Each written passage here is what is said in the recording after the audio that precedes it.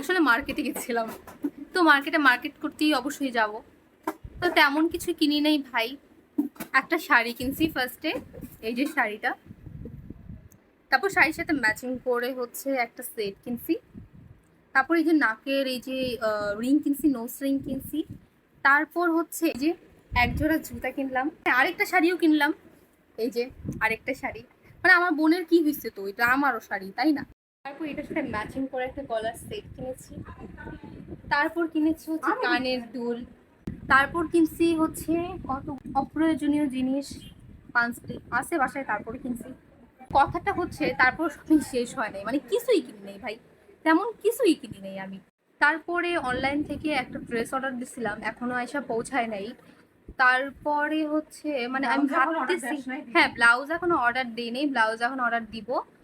হ্যাঁ অবশ্যই এগুলো পূজার মার্কেটিং, এখনো ভাই শুরুই করি নাই, এখন কোথায় গিয়ে শেষ করব আমি জানি।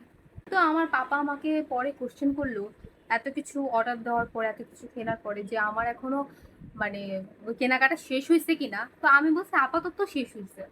তারপরে আমি বললাম কেন এই কোশ্চেনটা করলা, ওয়াই পাপা।